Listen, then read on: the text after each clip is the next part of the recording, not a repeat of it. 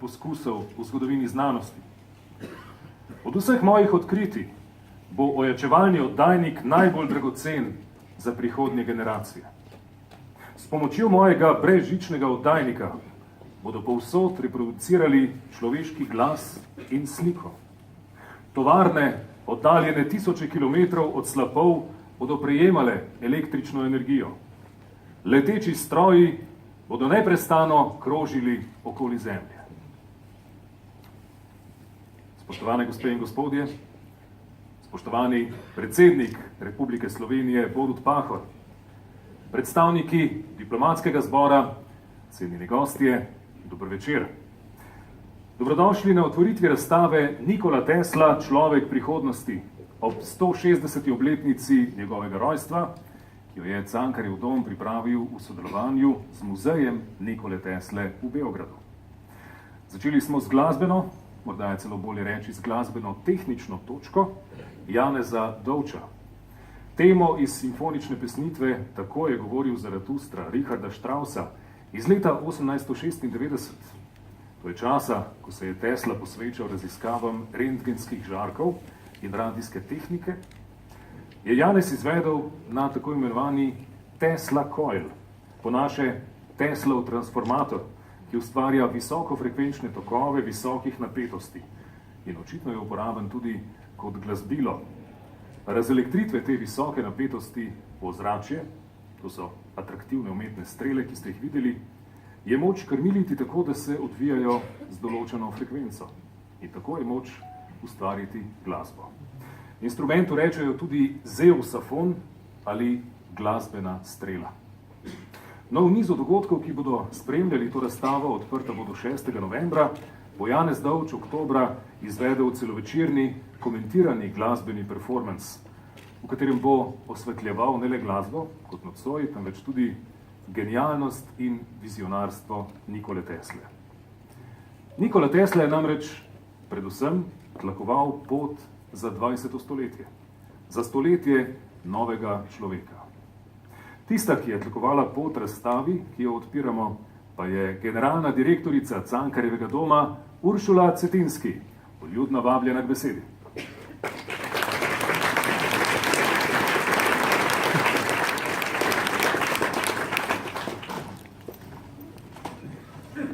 Spoštovani gospod predsednik Republike Slovenije Borut Pahor, spoštovani veleposlaniki, spoštovani podžupan, spoštovani vsi in lepo pozdravljeni, ki ste danes tukaj z nami. V Cankarjevem domu smo zelo ponosni, da bomo danes odprli razstavo Nikola Tesla, človek prihodnosti, pod častnim pokroviteljstvom predsednika Republike Slovenije Boruta Pahorja. Nikola Tesla se je menda rodil natanko o polnoči, med 9. in 10. julijem 1856. Svojega rojstnega dne ni nikoli praznoval. Naša razstava pa je postavljena ravno v počastitev njegovega rojstva pred 160 leti, kakor tudi v počastitev njegovih znanstvenih in nazorskih idej. Ob tej priložnosti se lepo zahvaljujem vsem, ki so pripravljali to razstavo, doktorju Jovanoviču in njegovim sodelavcem iz muzeja Nikole Tesle in sodelavcem iz Cankarjevega doma.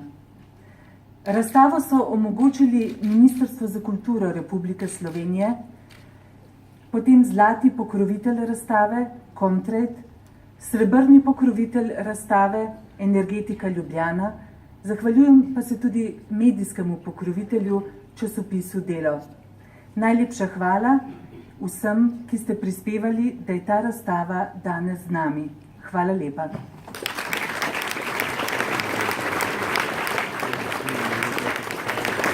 Generalna direktorica Cankarjevega doma Uršula Cetinski, najlepša hvala. Leta 1960 so na 11. generalni konferenci za meroslovje sprejeli predlog profesorja Franceta Avčina z Ljubljanske univerze in novo mednarodno mersko enoto za gostoto magnetnega polja poimenovali Tesla. In to seveda ni edina povezava, ki jo ima Tesla s Slovenijo. V letih 1878 in 79 je v času pauziranja med študijem na Graški politehniki bival v Mariboru. S tehniškim talentom je zlahka našel službo, čas pa si je menda krajšal z igranjem biljarda in skvartopirstvom. Zaradi tega, pa tudi zato, ker se ni čisto držal postave in v Mariboru ni prijavil začasnega bivališča, so ga oblasti, pri katerih ni bil ravno v milosti, iz Maribora izgnale. Tudi to izvemo na razstavi in v katalogu, ki jo spremlja. Bil je kvartopirec, znan po tem, da je v primeru zmage soigralcem pogosto vračal izgubljeni denar. Ekscentrik blagega značaja, eleganten altruist, izjemno občutljiv. Pravijo, da je verjetno umrl kot devičnik, da je enkrat zares ljubil, a nažalost poročeno žensko, da sta ostala krepostna, njun odnos prijateljski, platoničen. Imel je vse lastnosti genija. Tudi to, da je bil v nekem obdobju slavljen in oboževan, v drugem nerazumljen, zavrnjen, zasmehovan. Da je imel na vrhuncu podporo najvplivnejših ljudi sveta, umrl pa je v revščini. In da je do konca verjel v svoje ideje. Moj projekt so zavrli naravni zakoni. Svet nanj še ni bil pripravljen. Bil je preveč pred svojim časom. Vendar pa bodo ti isti zakoni na koncu prevladali in iz njega naredili popoln uspeh, je zapisal v avtobiografiji Moji izumi. Naš naslednji govornik pa je pred dnevi na tiskovni konferenci opozoril na pomemben fenomen, ko gre za Teslo. Njegovo ime še danes dajejo najnaprednejšim proizvodom, od električnega avtomobila do mikroprocesorja. Tesla je znamka, ki je vedno označevala prihodnost. Z njim se ukvarja od leta 1977. Je avtor knjige Teslov čudoviti svet, direktor muzeja Nikole Tesle v Beogradu in avtor pričujoče razstave. Gospe in gospodje, dr. Branimir Jovanović.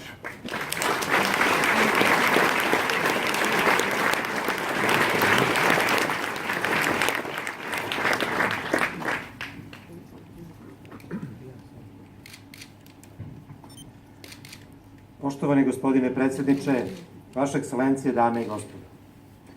Izuzetna mi je čast i zadovoljstvo što mogu da vam se obratim u dvostrukoj ulozi, kao direktor muzeja Nikole Tesle i kao autor izložbe Tesla čovjek budućnosti. Izložba koja je pred nama pripremljena je u saradnji dve institucije, Cankarijevog doma i muzeja Nikole Tesle, specijalno za ovu priliku. Želeli smo da slovenačkoj publici približimo ličnost i delo genijalnog naučnika, koristeći bogatu građu koja se čuva u muzeju u Beogradu. Podsjetio bih vas, Tesla iza sebe ostavio preko 160.000 originalnih dokumenata, kolekciju 1000 predmeta, ličnu biblioteku i preko 50.000 novinskih isječaka koje su njegove sekretarice skupljale decenijama. Spoštovani gospod predsednik, vaše ekscelence, gospe in gospodje, v izjemno čast in zadovoljstvo mi je, da vas lahko nagovorim v dvojni vlogi, kot direktor muzeja Nikole Tesle in kot avtor razstave Nikola Tesla, človek prihodnosti. Razstavo smo pripravili v sodelovanju s Cankarjevim domom, posebej za to priložnost. S pomočjo gradiva, ki ga hranimo, smo želeli slovenski javnosti približati osebnost in delo genialnega znanstvenika. Naj spomnim, da je Tesla za seboj pustil prek 160.000 izvirnih dokumentov, zbirko 1000 predmetov, posebno knjižnico in prek 50.000 časopisnih izrezkov, ki so jih njegove tajnice zbirale skozi desetletja. Ovako bogata Teslina ostavština nas svakako može pomoći da bolje razumemo njegov život i okolnosti pod kojima je radio i stvarao. Izložba je dizajnirana za široku publiku, ali smo posebno na umu imali mlade ljude. Zbog toga velika pažnja poklonjena obrazovnim i vaspitnim aspektima. Jedna od posljedica velike popularnosti koju Tesla danas uživa u svetu jeste senzacionalizam i razne vrste preterivanja i mistifikovanja njegovog istraživačkog rada i to smo svakako želeli da izbjegnemo. S druge strane, smatrali smo da je upravo mlade ljude treba upoznati sa nekim drugim važnim momentima u Teslinim razmišljanjima i izlaganjima. Tako bogata dediščina nam omogoča boljše razumevanje njegovega življenja in okoliščin, v katerih je delal in ustvarjal. Razstava je namenjena širšemu občinstvu, še posebej pa smo imeli v mislih mlade. Posebno pozornost smo usmerili izobraževalnim vidikom. Tesla je še danes v svetu zelo razvpit in posledica te popularnosti so tudi senzacionalizem, pretiravanje in mistificiranje njegovega raziskovalnega dela. Temu smo se vsekakor želeli izogniti. Po drugi strani pa menimo, da je treba ravno mlade opozoriti na mnoga pomembna razmišljanja Nikole Tesle, ki presegajo zgolj znanstveno delo. Izložba je podeljena na 3 celine, od kojih prva prikazuje najbitnije momente života, a druga njegove najvažnije naučne doprinose i pokušaje. Ja bih ovom prilikom želeo posebno da vam skrenem pažnju na 3. deo, koji nosi naziv vizija. Posle neuspešnog pokušaja da realizuje bežični prenos energije, Tesla je znatan deo svojih misaonih aktivnosti uložio u sagledavanje problema koji leže na putu razvoja savremene civilizacije. Tada je izneo i niz zapažanja koja su se u njegovo vreme činila preteranim, ali danas ga čine veoma aktualnim. Razstava je 3-delna. Prvi del prikazuje pomembne prelomnice v življenju, drugi najpomembnejša znanstvena odkritja in poskuse. Na tem mestu pa vas želim posebej opozoriti na 3. del z naslovom Vizija. Po neuspelih poskusih gradnje sistema brezžičnega prenosa energije je Tesla velik del razmišljanja posvetil problemom, ki stojijo na poti razvoja sodobne civilizacije. Cel niz tovrstnih ugotovitev se je v njegovem času zdel pretiran, danes pa je nadvse aktualen. Reč je o problemima održivosti. Tesla je smatrao da će razvoj zasnovan samo na rešavanju materijalnih problema uvesti savremeno društvo u nestabilnost i da će se tek paralelnim rešavanjem moralnih i duhovnih problema steći uslov za njegov održivi razvoj. Upozoravao je da tehnologija pomaže da živimo udobnije i bezbednije i da društvo postaje sve organizovanije, ali na račun ideala istinskog obrazovanja i kulture. Govorim o trajnostnosti. Tesla je menil, da razvoj usmerjen le v reševanje materialnih problemov žene družbo v nestabilnost. Šele s hkratnim reševanjem moralnih in duhovnih vprašanj lahko dosežemo pogoje za njen trajnostni razvoj. Opozarjal je, da s pomočjo tehnologije živimo bolj udobno in varno, da je družba vse bolj organizirana, vendar na račun resničnega napredka v omiki in kulturi.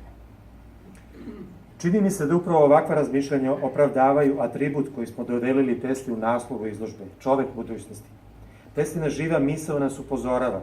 Tehnologija je neophodna za naš ekonomski razvoj, ali tek primjenom socijalnih inovacija i sistemskim mišljenjem možemo da obezbedimo dugoročnu stabilnost. Menim, da ravno ta razmišljanja upravičujejo naslov razstave Človek prihodnosti. Teslova misel nas opozarja. Tehnologija je nepogrešljiva za ekonomski razvoj, a šele z uvedbo družbenih sprememb in celovitim sistemskim razmišljanjem lahko zagotovimo dolgoročno stabilnost. Želeo bih na kraju da izrazim zadovoljstvo zbog izuzetne saradnje naša 2 tima, muzeja i Cankarjevog doma, na realizaciji izložbe i da izrazim nadu da će ovaj događaj postaći interes u Sloveniji za dalje proučavanje i razumevanje Tesline ličnosti i dela. Na koncu bi rad pohvalil izredno sodelovanje obeh ekip, muzeja Nikole Tesle in Cankarjevega doma pri postavljanju razstave. Upam, da bo ta dogodek v Sloveniji spodbudil zanimanje za nadaljne preučevanje in globlje razumevanje življenja in dela Nikole Tesle. Hvala.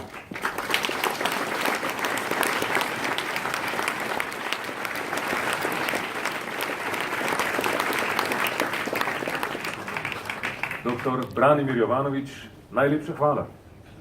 Mimo grede, dr. Jovanović bo tudi eden od predavateljev v jesenskem nizu predavanj, ki bodo spremljala razstavo. Drugi predavatelji, predvsem jeseni, bodo še dr. Andrej Detela, dr. Stanislav Južnič in Tibor Hrs Pandur. 2 predavanji pa sledita takoj po današnjem odprtju. Jutri ob 19. v Kosovelovi dvorani Cankarjevega doma predava predsednica Teslovega znanstvenega središča v Wardenclyffu na Long Islandu Jane Alcorn pod naslovom Teslovo znanstveno središče Wardenclyffe sledenje sanja. V sredo ob 19. pa ameriški fizik osnovnih delcev predava pod naslovom, oziroma ameriški fizik osnovnih delcev dr. Neil Baggett predava pod naslovom Tesla v Ameriki. Gospe in gospodje, Sedaj pa vabim častnega gosta in častnega pokrovitelja razstave, predsednika Republike Slovenije Boruta Pahorja, k odprtju razstave.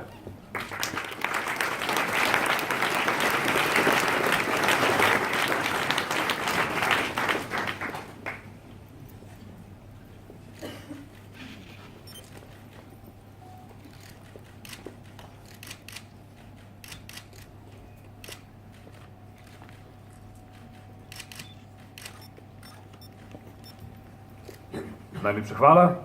Simbolno gesto. S tem je razstava odprta.